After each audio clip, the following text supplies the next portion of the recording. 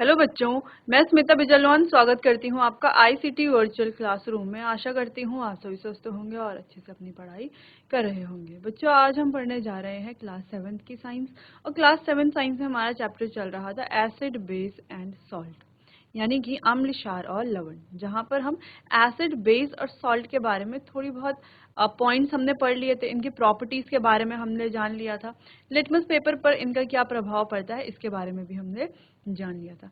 फिर हम बच्चों डिस्कस कर रहे थे संकेतक, सूचक या हम कहें इंडिकेटर्स के बारे में कि इंडिकेटर्स क्या करते हैं, इनका क्या काम होता है और कैसे जो है ये हमें बताते हैं किसी भी सब्सटेंस के नेचर के बारे में कि वो अम्लीय प्रकृति का है या क्षारीय प्रकृति का है या उदासीन प्रकृति का है।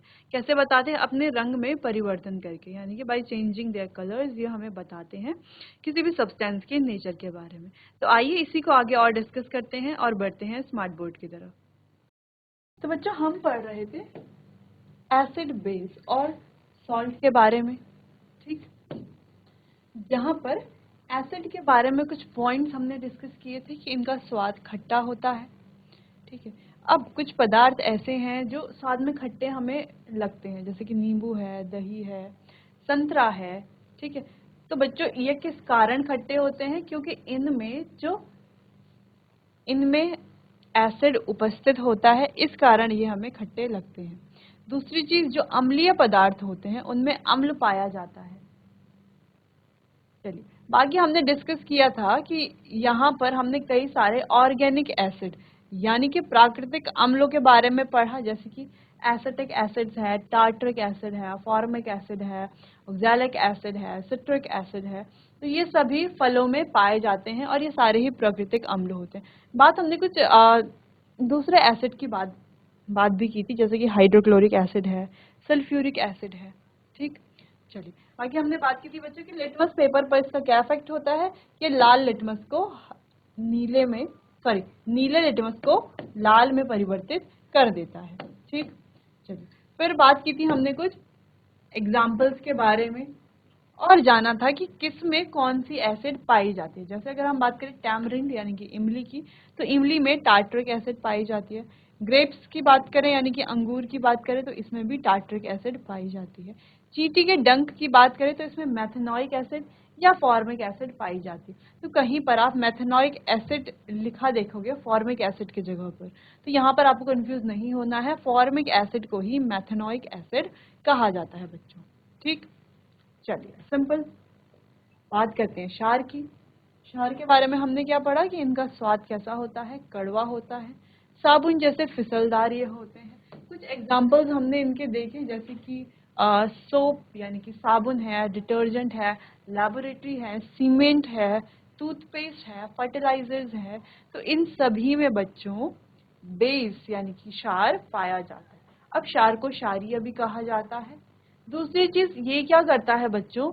नीले लिटमस को लाल में परिवर्तित कर देता है, ठीक है। ये हमें जानना है कि ये क्या करता है, नीले लिटमस को लाल में परिवर्तित कर देता है।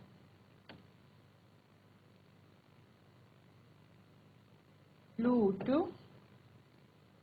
लाल लिटमस को नीले में परिवर्तित कर देता है।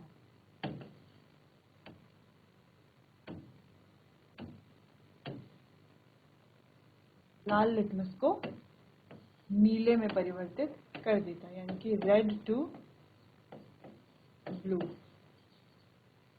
ठीक है। यानी कि लाल लिटमस को क्या करते हैं, क्षार नीले में परिवर्तित कर देते हैं, ठीक है। जैसे कि आप कैसे जानेंगे, जैसे कि आपने देखा होगा साबुन, अगर हम कोई साबुन का सॉल्यूशन ले लें, ठीक है, यानी कि साबुन घुला हुआ हो, उसको हम एक बीकर में ले लें और उस पर लिटमस पेपर डालें, लाल लिटमस पेपर, तो लाल लिटमस पेपर बच्चों नीले में परिवर्तित हो जाएगा, ठीक। अब कुछ बच्चे कहेंगे अगर हम नीला लिटमस पेपर डालें तो नीले लिटमस पेपर पर कोई इसका प्रभाव नहीं पड़ेगा, क्योंकि नीला लिटमस पेपर तो नीला ही रहेगा, ठीक है। चलिए, इतनी बात क्लियर है। आगे कुछ एग्जांपल्स हमने देख लिए थे और कुछ बेस के बारे में हमने पढ़ लिया था कि ये किस किस में पाए जाते हैं। जैसे हमने एसिड्स के बारे में पढ़ा था कि दूध में कौन सा एसिड पाया जाता है, लैक्टिक एसिड। टोमेटोज यानी कि टमाटर में कौन सा एसिड पाया जाता है, ऑक्सैलिक। ठीक, ऐसे हमने यहाँ पर बेस के बारे में बात की, जैसे कि लाइम वाटर यानी कि चूने के पानी में कौन सा बेस पाया जाता है, calcium hydroxide. Milk of magnesia जो एक एंटासिड भी होता है, उसमें कौन सा बेस पाया जाता है, मैग्नीशियम हाइड्रोक्साइड। साबुन की बात करें, सोप्स जो हमारे साबुन होते हैं, तो साबुन में कौन सा बेस पाया जाता है बच्चों, सोडियम हाइड्रोक्साइड, NaOH भी जिसे कहा जाता है। ठीक, चलिए तो ये कुछ बेस के बारे में हमने बात कर ली। फिर हम बच्चों लास्ट में बात कर रहे थे न्यूट्रल सब्सटेंसेस के बारे में, यानी कि उदासीन पदार्थों के बारे में। तो हमने क्या कहा कि न्यूट्रल सब्सटेंस कैसे सब्सटेंस है, ना तो ये एसिडिक होते हैं ना ही बेसिक होते हैं, ना यानी कि ना तो ये अम्लीय प्रकृति के होते हैं ना ही क्षारीय प्रकृति के होते हैं। दूसरी चीज, जैसे कि इनके एग्जाम्पल्स की बात करें तो प्योर वाटर है, टेबल है, शुगर सॉल्यूशन है। ठीक, चलिए अच्छा, अगर यहाँ पर आपसे पूछा जाए कि इनका नीले लिटमस पर और लाल लिटमस पेपर पर क्या प्रभाव पड़ता है, यानी कि नीले लिटमस पेपर पर और लाल लिटमस पेपर पर इसका क्या प्रभाव पड़ता है, तो इसका कोई भी प्रभाव नहीं पड़ता बच्चों। नीला लिटमस पेपर जो है नीला ही रहेगा और लाल लिटमस पेपर लाल ही रहेगा। अगर हम एसिड की बात करते हैं तो अगर हम एसिड की बात करते हैं, एसिड, तो एसिड में क्या होता है बच्चों, लाल से नीला हो जाता है लिटमस पेपर। एसिड की अगर हम बात करते हैं, चलिए ध्यान से देखना, अगर हम एसिड की बात करते हैं यानी कि अम्ल की बात करते हैं, तो अम्ल में क्या होता है, जो लिटमस पेपर है वो नीले से लाल हो जाता है। अगर हम बेस की बात करते हैं तो बेस में लाल से नीला लिटमस पेपर हो जाता है। लेकिन अगर हम न्यूट्रल सब्सटेंस की बात करते हैं तो इसका बच्चों लिटमस पेपर पर कोई प्रभाव नहीं पड़ता। ठीक है, अगर हम न्यूट्रल सब्सटेंस की बात करें,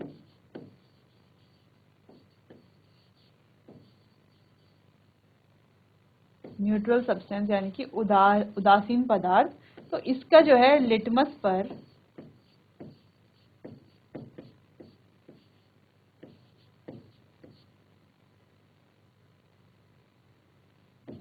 कोई प्रभाव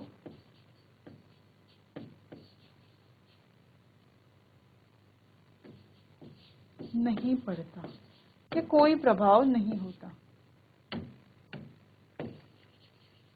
कोई प्रभाव नहीं होता। ठीक है, चलिए तो लिटमस पेपर पर इसका कोई भी प्रभाव नहीं पड़ता, यानी कि नीला लिटमस पेपर नीला ही रहेगा अगर हम उसे किसी उदासीन पदार्थ में डालते हैं या उदासीन विलयन में डालते हैं, और लाल लिटमस पेपर लाल ही रहेगा यदि हम उसे किसी उदासीन पदार्थ में डालते हैं। ठीक, उदासीन पदार्थ यानी कि जैसे नमक का सॉल्यूशन हो गया है ना, नमक में पानी डाल के हमने उसका एक विलयन तैयार कर लिया, तो उस विलयन, वो जो विलयन है ना, उस पर कोई एसिड का असर पड़ेगा ना ही उस पर कोई बेस का असर पड़ेगा। ठीक, चलिए चलिए बच्चों, तो आगे हम पढ़ रहे थे संकेतक के बारे में। तो संकेतक क्यों है, क्यों हम उनका उपयोग करते हैं, ये बात जान लेते हैं। तो ये जो संकेतक है बच्चों, इनका उपयोग क्यों किया जाता है, जैसे कि अभी हमने कहा कि जो एसिड होते हैं उनका स्वाद खट्टा होता है, जो बेस होते हैं उनका स्वाद कड़वा होता है, और जिनका स्वाद खट्टा या कड़वा नहीं होता वो क्या होते हैं, हमारे न्यूट्रल सब्सटेंस होते हैं, जैसे कि पानी है, नमक है, चीनी है। ठीक, तो इनका तो हम स्वाद ले सकते हैं क्योंकि ये खाने की चीजें हैं सारी, लेकिन कुछ ऐसे पदार्थ भी तो होंगे जिनको हम खा नहीं सकते। और दूसरी चीज, हर एक पदार्थ को हम जो है टेस्ट करके यानी कि उसका स्वाद लेकर के उसका नेचर यानी कि उसकी प्रकृति के बारे में हम नहीं बता सकते, क्योंकि हो सकता है बहुत सारे पदार्थ हमारे लिए हानिकारक हो। ठीक, तो इससे बचने के लिए हमारे पास क्या होता है, लिटमस होता है। लिटमस भी सेम काम करता है। लिटमस क्या करता है कि हमें बताता है कि किसी भी पदार्थ की प्रकृति क्या है, या वो अम्लीय प्रकृति का है या वो क्षारीय प्रकृति का है। ठीक, कैसे बताता है, अपने रंग में परिवर्तन करके बताता है। तो कुछ हमने बच्चों प्राकृतिक संकेतकों के बारे में देखा, जैसे कि हल्दी है, लिटमस है, गुड़हल की पंखुड़ियां है, ये हमारे कुछ प्राकृतिक संकेतक हैं। बात करते हैं कुछ सिंथेटिक संकेतकों की, जैसे कि हमारे पास है मिथाइल ऑरेंज या फिनोल्फथैलीन, तो ये हमारे क्या हैं, सिंथेटिक इंडिकेटर्स हैं। खैर दोनों इंडिकेटर्स को हमें एक एक करके पढ़ना है। फिलहाल हमें ये समझ आ गया कि इंडिकेटर्स क्या हैं और क्यों इनकी आवश्यकता है। इंडिकेटर के यहाँ पर एग्जाम्पल हैं, जैसे कि पहला हमारा लिटमस है, टर्मरिक यानी कि हल्दी है, चाइना रोज यानी कि गुड़हल के पुष्प यानी कि उसकी पंखुड़ियों से हम इसे बनाते हैं। इंडिकेटर को कैसे बनाते हैं वो हम डिस्कस करेंगे। और अगला है हमारा फिनोल्फथैलीन इंडिकेटर। तो ये 4 इंडिकेटर्स हैं बच्चों। तो ये इंडिकेटर्स के एग्जाम्पल आप नोट कर लीजिए। अच्छा, इसके अलावा एक और होता है, देखो मिथाइल ऑरेंज।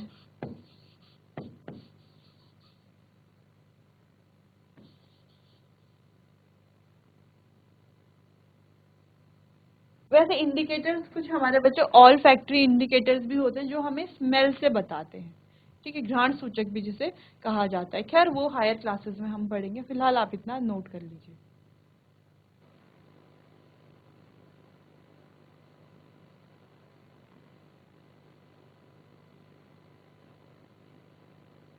चलिए एक एक करके इंडिकेटर्स के बारे में बात करते हैं। सबसे पहला हमारा नेचुरल इंडिकेटर यानी कि प्राकृतिक सूचक जिसे कहा जाता है।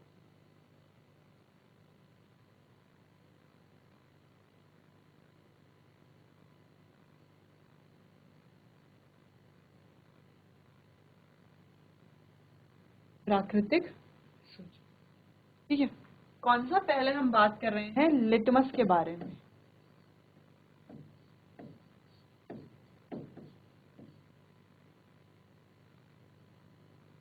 अब ध्यान से हमें इसे पढ़ना है। लिटमस क्या है? एक नेचुरल इंडिकेटर।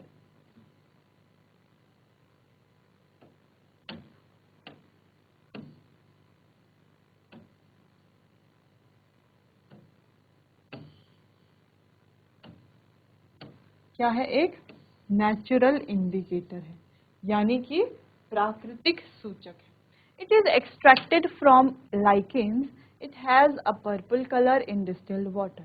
यानी कि इसको लाइकेन से एक्सट्रैक्ट किया जाता है, यानी कि इसका निष्कर्षण किया जाता है लाइकेन से। और इसका बच्चों पर्पल कलर होता है डिस्टिल्ड वाटर में। तो कैसा कलर होता है? Purple colour.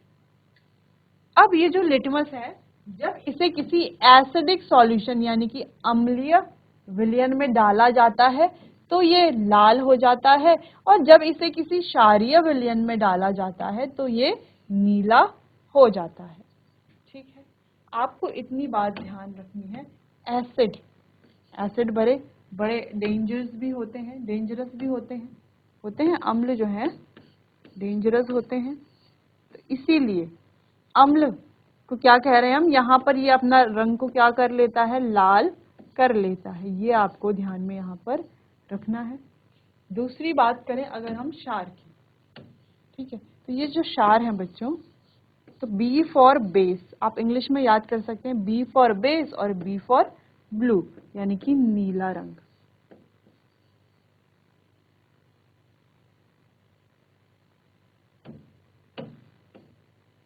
ठीक है, यानी कि नीला रंग।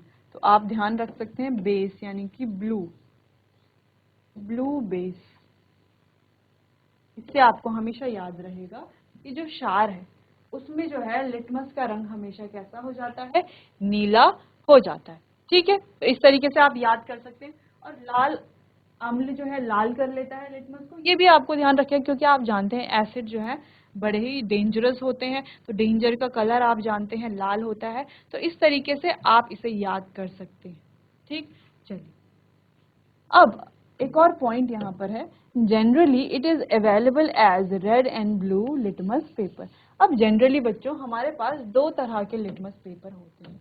एक होता है रेड लिटमस पेपर इस तरीके का, और एक होता है ब्लू लिटमस पेपर कुछ इस तरीके की स्ट्रिप हमारे पास होती है। ठीक है, स्ट्रिप्स में ही ये होते हैं। अब ये जो रेड लिटमस पेपर है, अगर इसे किसी एसिड में ही हम डाल दें, रेड तो पहले से है ही, अगर हम एसिड में डालते हैं तो क्या करेगा? ये एसिड क्या करता है? लिटमस को लाल में परिवर्तित कर देता है। और अगर हम लाल ही लिटमस पेपर को एसिड में डालते हैं तो वो लाल ही रहेगा, कोई प्रभाव उस पर नहीं पड़ेगा।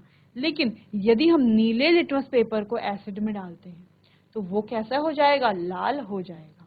ठीक, चलिए बात करते हैं बच्चों नीले लिटमस पेपर की।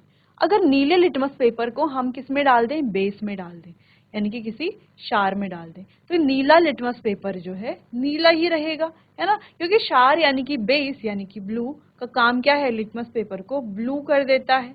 अब ये पहले से ही ब्लू है तो इसको और क्या ब्लू करेगा, तो इसमें जो है कोई भी चेंज नहीं आता। लेकिन वहीं अगर हम इस नीले लिटमस पेपर को किसी एसिड में डाल दें, ठीक है, किसी एसिड में डाल दे, तो इसका रंग कैसा हो जाएगा, लाल हो जाएगा।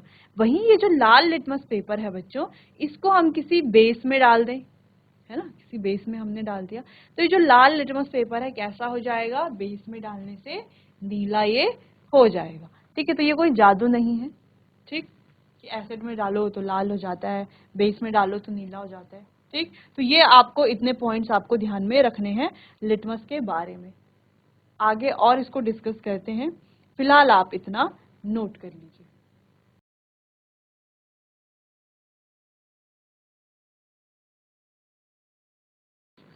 आगे बढ़ते हैं।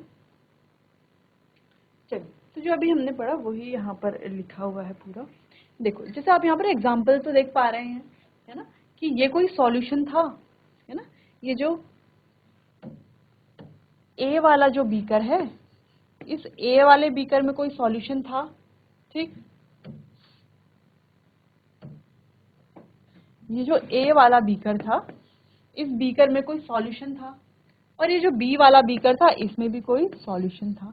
अब देखो, इस ए वाले बीकर में जो लिटमस पेपर का कलर है, जितने पेपर को देखो एसिड में डाला जा रहा है, ठीक है, कैसे पता चला ये एसिड है, क्योंकि देखो लिटमस पेपर का कलर कैसा है, अभी हमें कैसा दिख रहा है लिटमस पेपर का कलर, देखो ये कलर कौन सा है, ये है ब्लू लिटमस। एसिड में डूबने के बाद ये कैसा हो जा रहा है, रेड हो जा रहा है।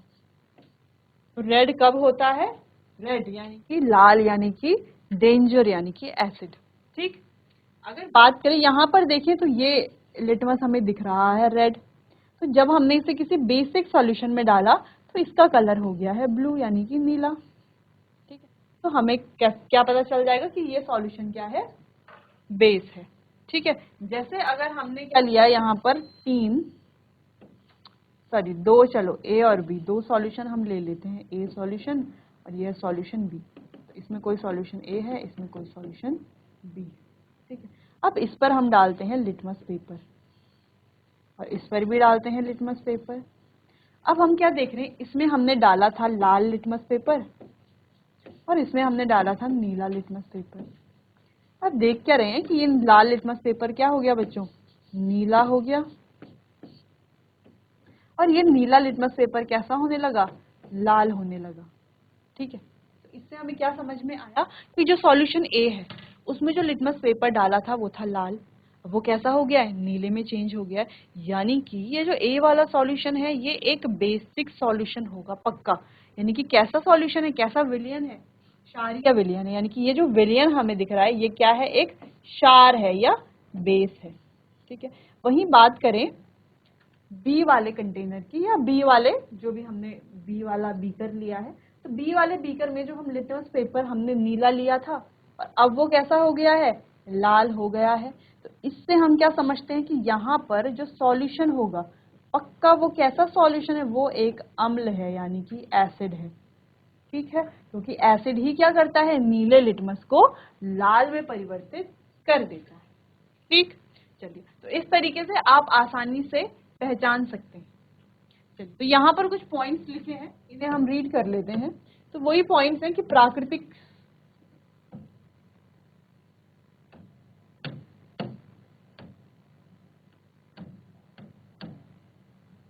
तो पॉइंट यही है कि लिटमस क्या है, एक प्राकृतिक सूचक है और लाइकेन से प्राप्त होता है। नेक्स्ट पॉइंट है लिटमस घोल के रूप में तथा कागज की पट्टियों लाल और नीला लिटमस पेपर में उपलब्ध होता है। तो दो तरीके से, या तो वो किसी घोल के रूप में, या तो ये जो स्ट्रिप्स हैं, लाल और नीली पट्टियां जो हमें दिख रही हैं, स्ट्रिप्स जिसे हम कहते हैं, इसमें क्या होता है, ये उपलब्ध होता है। ठीक, चलिए, तो इतनी बात समझ में आ गई। एक्सपेरिमेंट आपने क्लासरूम में किया होगा ये लिटमस से रिलेटेड वाला। चलिए, तो मेन बात ये है बच्चों कि आपको यहाँ पर कलर ध्यान रखना है कि एसिड में क्या कलर होता है और बेस में ये क्या कलर शो करता है, क्योंकि आगे हम और भी आगे हम और भी इंडिकेटर्स के बारे में पढ़ने वाले हैं, जैसे हल्दी है, फिनोल्फथैलीन है, चाइना रोज है, ठीक है, मिथाइल ऑरेंज है। इन इंडिकेटर्स के बारे में हम पढ़ेंगे और यहाँ पर बच्चों अलग अलग कलर शो होता है, ठीक है, एसिड में अलग, बेस में अलग, ठीक है। तो वो सारे कलर आपको याद रखने हैं, तो एक एक करके आपको क्या कर लेना है, अच्छे से याद कर लेना है। चलिए, तो इतना नोट कीजिए।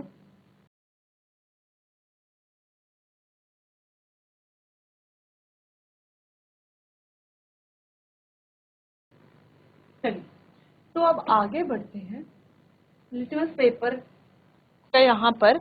अच्छा, चलिए, तो यहाँ पर जो ये टेबल दी गई है, इसमें आप देख सकते हो टेस्ट सॉल्यूशन दिए गए हैं। सबसे पहला यहाँ पर हमें दिख रहा है टेस्ट सॉल्यूशन, यानी कि कुछ सॉल्यूशंस दिए गए हैं, जैसे कि टैप वाटर है, यानी कि नल का पानी, डिटर्जेंट का सॉल्यूशन है, एरेटेड ड्रिंक्स हैं, सोप का सॉल्यूशन है, शैम्पू का सॉल्यूशन है, कॉमन सॉल्ट का सॉल्यूशन है, चीनी का सॉल्यूशन है, सिरका है, बेकिंग सोडा का सॉल्यूशन है, दूध या मैग्नीशियम है, ठीक है, वॉशिंग सोडा का सॉल्यूशन है, और लाइम वाटर यानी कि चूने के पानी का सॉल्यूशन। ठीक है, तो ये अलग अलग सॉल्यूशंस हमें यहाँ पर दिए गए हैं। अब हम जानते हैं इन सॉल्यूशंस में से कुछ सॉल्यूशन एसिडिक होंगे, यानी कि अम्लीय प्रकृति के होंगे, कुछ क्षारीय प्रकृति के होंगे, और कुछ हो सकता है क्या हो, उदासीन प्रकृति के हों, यानी कि न्यूट्रल नेचर के हों। ठीक है, क्योंकि अभी तक हमने 3 तरह के ही सॉल्यूशन पढ़े। ठीक, चलिए, अब हमें यहाँ पर कैसे टेस्ट करना है इन सॉल्यूशंस को, कि जो हमारा सॉल्यूशन है उसकी प्रकृति क्या है, कैसे हम पता लगाएंगे यहाँ पर। तो यहाँ पर लिटमस पेपर हमारे बहुत काम आएगा। लिटमस पेपर की हेल्प से हम यहाँ पर बता सकते हैं आसानी से कि कौन सा सॉल्यूशन, यानी कि कौन सा विलयन की प्रकृति क्या है। ठीक, चलिए, जैसे हमने यहाँ पर ले लिया ऑप्शन 2, यानी कि डिटर्जेंट का सॉल्यूशन। अब हमने क्या किया, डिटर्जेंट लिया, उसमें पानी मिला दिया, बन गया डिटर्जेंट का सॉल्यूशन। अब हमने उस पर दोनों लिटमस पेपर डाले, लाल वाला भी और नीला वाला भी। ठीक है, तो हमने यहाँ पर क्या देखा कि जो लाल लिटमस पेपर था उसमें क्या परिवर्तन आया, वो नीले में परिवर्तित हो गया, और जो नीला लिटमस पेपर था उस पर कोई भी प्रभाव नहीं पड़ा। नीला लिटमस नीला ही है और लाल वाला भी नीला हो गया, यानी कि ब्लू हो रहा है यहाँ पर लिटमस पेपर का कलर। तो ब्लू कलर कब होता है, B for blue, B for base, जब वो सॉल्यूशन हमारा क्या हो, कोई बेस हो, कोई क्षार हो। तो यहाँ पर पता चलता है हमारा कि सॉल्यूशन है उसका जो नेचर है वो क्या है, बेसिक नेचर है, यानी कि क्षारीय प्रकृति। बात करते हैं एग्जाम्पल नंबर 8 की। एग्जाम्पल नंबर 8, हमने विनेगर लिया, ठीक है, विनेगर को एक बीकर में डाला। अब उस पर हमने दोनों लिटमस पेपर डाले, रेड और ब्लू दोनों। ठीक है, तो जब हमने लाल लिटमस पेपर डाला तो विनेगर पर आया नो चेंज, यानी कि लिटमस पेपर पर कोई प्रभाव नहीं पड़ा, लाल लिटमस पेपर लाल ही रहा। वहीं हमने उसमें क्या डाला, जो ब्लू लिटमस पेपर था वो डाला, तो ब्लू लिटमस जो है रेड में चेंज हो गया। देखो, लाल तो लाल ही रहा, लेकिन ब्लू वाला भी रेड हो गया, ब्लू वाला भी लाल हो गया। तो लाल हो गया, इसका मतलब क्या है कि जो सॉल्यूशन हमारे पास है, कैसा सॉल्यूशन है, एसिडिक सॉल्यूशन है। इसकी प्रकृति क्या है, अम्लीय प्रकृति है, क्योंकि रेड में चेंज कर रहा है ना, तो लाल मतलब डेंजर, डेंजर यानी कि एसिड। ठीक है, इस तरीके से आप याद कर सकते हैं इसको। जैसे समझ लेते हैं, जैसे हमने ये कोई बीकर लिया, इसमें हमने कोई सॉल्यूशन लिया है और इसमें हमने दोनों लिटमस पेपर डाले। ठीक है, एक हमने डाला इसमें अपना नीला लिटमस पेपर, उसकी एक स्ट्रिप डाली, और एक हमने डाला इसमें अपना लाल लिटमस पेपर। ठीक है, लाल लिटमस पेपर की एक स्ट्रिप हमने इसमें डाली। अब हमने क्या देखा कि नीला लिटमस पेपर में तो कोई चेंज नहीं आया, लेकिन ये जो लाल लिटमस पेपर में तो कोई भी चेंज नहीं आया, लेकिन ये जो नीला लिटमस पेपर था ना, ये भी क्या हो गया, लाल हो गया। तो इससे हम क्या समझते हैं कि नीला लिटमस पेपर लाल हो गया और लाल लिटमस लाल ही है। तो यानी कि ये जो सॉल्यूशन होगा ये कोई एसिडिक सॉल्यूशन होगा। ठीक है, वहीं अगर हमने कोई सॉल्यूशन लिया है, ठीक है, वहीं कहीं हमने दूसरा सॉल्यूशन लिया है, ठीक है। उस पर भी हमने दोनों लिटमस पेपर डाले, एक बार हमने डाला रेड लिटमस पेपर और एक में हमने डाला ब्लू लिटमस पेपर।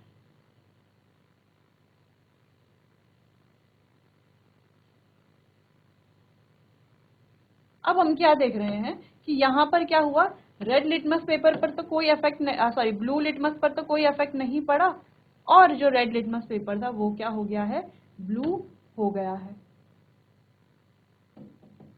इससे क्या समझते हैं कि जो सॉल्यूशन यहाँ पर है, ये जो सॉल्यूशन यहाँ पर है, ये कैसा सॉल्यूशन है, ये एक बेसिक सॉल्यूशन है, यानी कि इस सॉल्यूशन की प्रकृति, नेचर कैसा है, क्षारीय प्रकृति इसकी, ठीक है। वहीं अगर हमने कोई तीसरा बीकर लिया है, ठीक है, कोई तीसरा बीकर लिया है, अब इस बीकर पर हमने बच्चों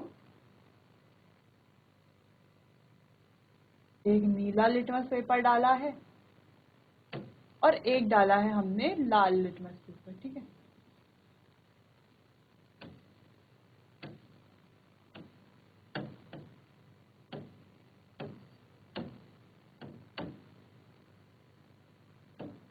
ठीक है, एक हमने नीला लिटमस पेपर डाला है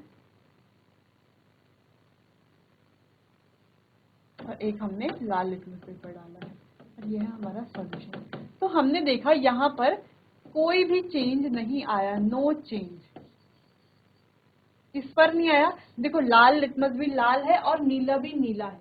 अगर ये एक एसिडिक सॉल्यूशन होता, ठीक है, अगर ये एक एसिडिक सॉल्यूशन, तीनों का नाम ले लेते हैं, ये ए है, ये बी है और ये सी है।